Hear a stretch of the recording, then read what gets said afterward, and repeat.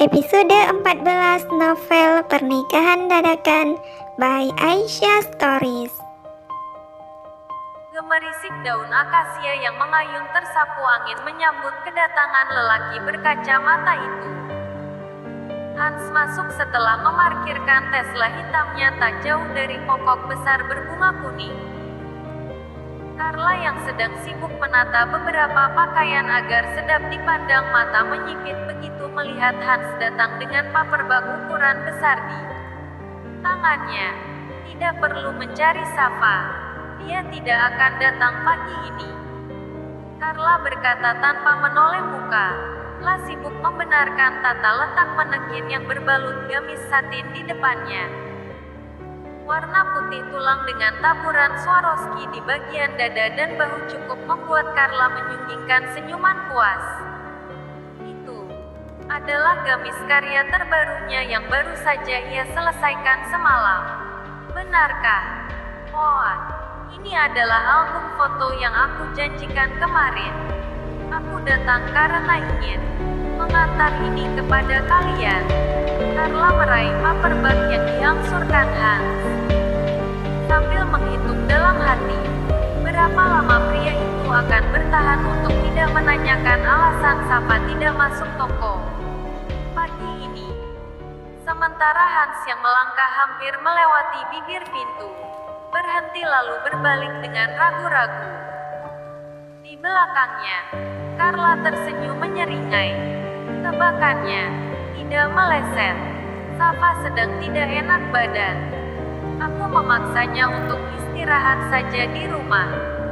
Insya Allah jika keadaan membaik, La akan ke sini setelah zuhur nanti. Carla terlebih dahulu menjawab saat Hans baru saja hendak membuka suara untuk bertanya. Hans terdiam sejenak lalu berlalu pergi setelah mengucapkan kata terima kasih. Kata yang berhasil membuat Carla mematung. Lalu netranya mengikuti tubuh Hans hingga akhirnya mobil lelaki bertubuh atletis itu menghilang. Baiklah, Carla, lanjutkan kerja. Jangan bermimpi dengan mata yang terbuka. Ingat Mas, damar, scene berganti. Ian hendak menuju mobilnya saat ia tak sengaja menangkap siluet sahabatnya yang baru saja keluar dari mobil. Lalu tanpa menunggu waktu lama, keduanya sudah berada di hadapan masing-masing, beradu tatap dalam keheningan yang mencekam. Aku pikir sekarang kamu sudah menetap di kota ini dan punya rumah sendiri. Jadi, kamu pasti tidak membutuhkan tumpangan lagi, sengit Rian. Meski Hans belum mengaku, firasatnya mengatakan jika pria itu datang untuk menemui istrinya.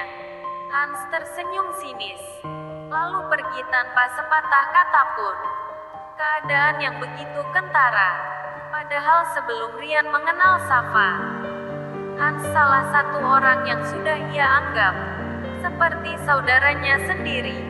Mereka sering sekali menghabiskan waktu bersama. Dia, Hans dan David.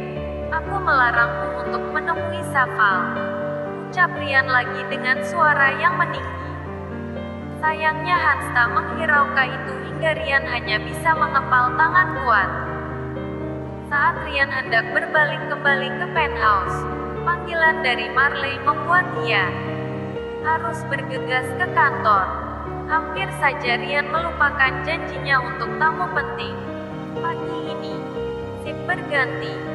Setelah menunggu cukup lama sambil menyandarkan diri di dinding, akhirnya Safa membuka pintu. Hans datang dengan membawa alasan kontrak kerja sama antara Safna Collection dengan salah satu model di bawah naungannya. Luna, brand ambasador Safna Collection. Silahkan diminum, Hans, ucap Safa setelah ia meletakkan satu gelas jus jeruk di hadapannya.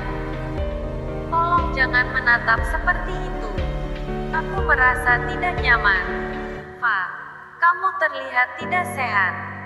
Jika kamu mau, saya bisa menemani ke rumah sakit atau klinik. Aku heran. Rian meninggalkanmu sendirian padahal keadaanmu seperti ini. Aku baik-baiknya. Jangan terlalu berlebihan. Bukankah kamu datang karena ingin membahas tentang brand ambassador? Dengan terpaksa Hans mengganggu. Padahal bukan itu tujuan satu-satunya. Tapi untuk galeri kami yang masih sangat baru, itu, apa tidak terlalu berlebihan jika kami langsung menggandeng brand ambassador? Terlebih modelnya adalah Lunadia. Hans menyesap sedikit minumannya lalu tersenyum manis. Lah meletakkan gelas itu ke atas meja dengan gerakan pelan sambil menatap wajah Safa. Wajah yang selama ini sering bertandang ke alam mimpinya. Menurut aku justru disitulah poin plusnya galeri Safna Collection.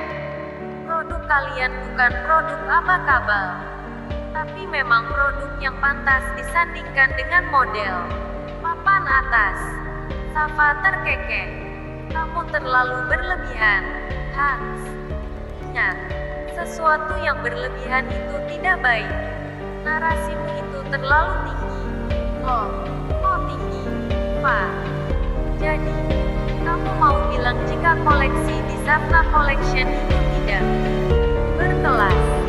Kalau kita tidak mau mengatakannya murahan. Safa tidak terlalu fokus dengan kalimat yang Hans ucapkan. Ia sedang sibuk menahan rasa mual yang datang kembali. Isi perutnya terasa diaduk dengan cepat. Safta juga merasakan dunianya terasa berayun-ayun. Safa, kamu.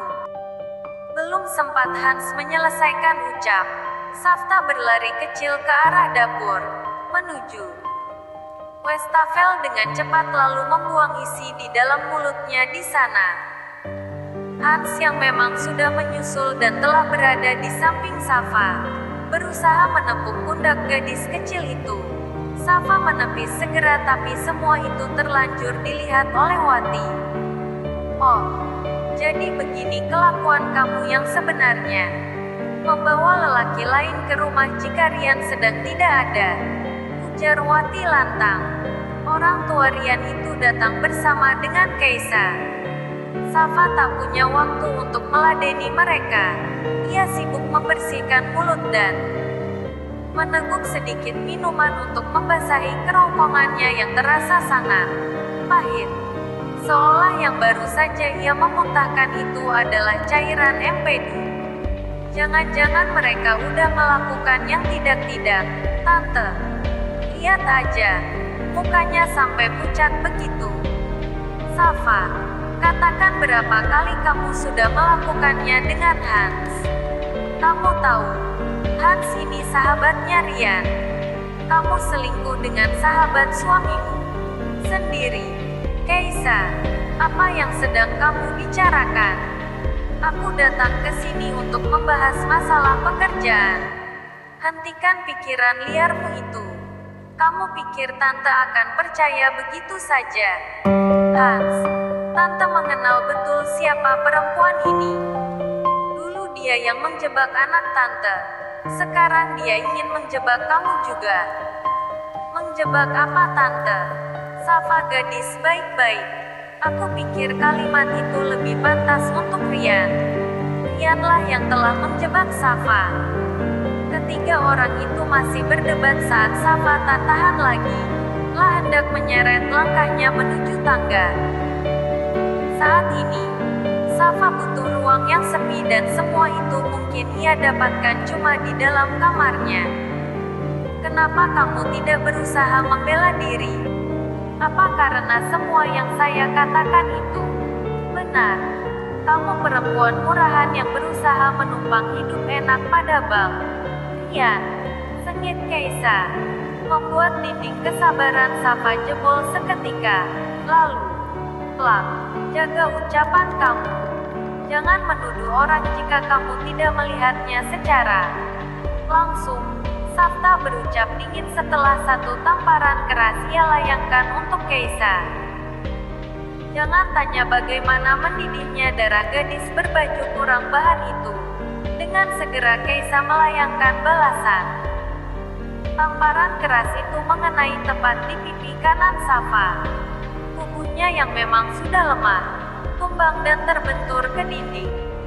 Semuanya terjadi begitu cepat.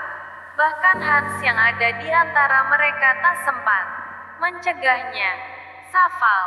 pekik Hans seketika. Pria itu panik dan langsung menghampiri tubuh Safa. Di rumah sakit, di depan ruang LGD, Hans langsung bangkit begitu menyadari dokter yang menangani. Safa keluar dari ruangan.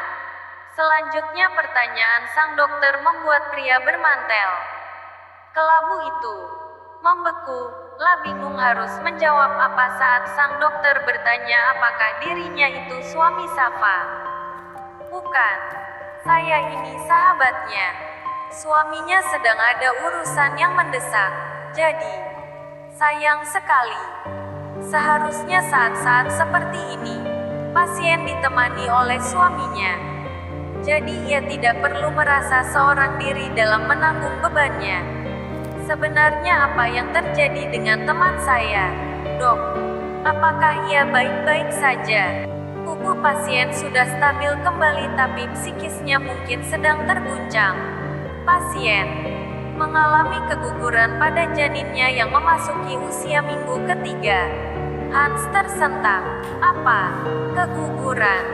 Safaku keguguran?" Scene berganti. Di ruangan VIP restoran bintang 5. Rian menggenggam ponselnya dengan kuat. Pria bersetelan formal itu baru saja mendapatkan pesan singkat dari sang mama. 2 lembar gambar yang menampilkan Safa dan Hans. Gambar yang diambil tepat saat Hans sedang menepuk-nepuk punggung Safa di depan wastafel. Darah Rian seketika bagai berada di atas tungku api, hingga membuat dadanya naik turun. Bahkan, pembicaraan dua kolega penting di hadapannya tak lagi bisa ia dengar. Beruntung ada Marley di sampingnya. Pria itu langsung mengambil alih forum saat melihat gelagat lain dari sang atasan. "Maaf, saya harus segera pergi. Sesuatu yang mendesak baru saja terjadi." Tanpa menunggu jawaban, Rian bangkit lalu meninggalkan ruangan itu dengan tangan terkepal kuat. Tujuannya adalah Hans. Hans berhutang penjelasan kepadanya. Baru saja Rian hendak bertanya keberadaan lelaki itu melalui sambungan telepon. Ponsel milik Rian berdering. Dan pemanggilnya adalah Hans. "Katakan, kau ada di mana sekarang?" Usai mendapatkan jawaban, Rian segera menuju mobilnya lalu menekan pedal gas dalam-dalam. Membelah jalanan dengan kecepatan tinggi lalu berakhir di pelataran Rumah Sakit Bunda Sejahtera. Tak membutuhkan waktu lama, Rian sudah menemukan keberadaan Hans, dan dengan tanpa aba-aba, suami Safa itu meninju pipi Hans tanpa ampun. Sangat cepat hingga Hans tak memiliki kesempatan untuk melawan. Beruntung dua orang perawat datang lalu melerai kegaduhan itu. "Ini rumah sakit. Tolong kalian berdua jangan buat keributan di sini. Jika ingin berkelahi, sebaiknya kalian keluar dari gedung ini, agar tidak mengganggu ketenangan para pasien." Hans bangkit lalu mengusap sudut bibirnya yang telah mengeluarkan darah segar. "Apa kau sudah gila?" Naluri Hans ingin segera melayangkan balasan untuk Rian.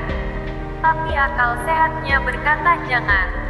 Hingga akhirnya Hans memutuskan untuk mengatakan apa yang sebenarnya sedang terjadi. "Safa sedang berada di dalam. Cepat kau temui dia. Dia baru saja kehilangan bayinya." Suara Hans membuat Rian terbelalak. Pria itu butuh beberapa detik untuk bisa memahami apa yang baru saja ia dengarkan tadi. Lalu sepasang manik matanya tergenang begitu saja. "Bayi." Rian tertawa pedar dalam gamang. "Kau pasti sedang mengingau, Hans." "Haha, katakan, kau sedang mengigau, kan?" Aku tidak mengingau. Safa memang mengalami keguguran. Dokter mengatakan usia kandungannya sudah 3 minggu. Rian terhuyung. Lah hampir saja kehilangan keseimbangannya.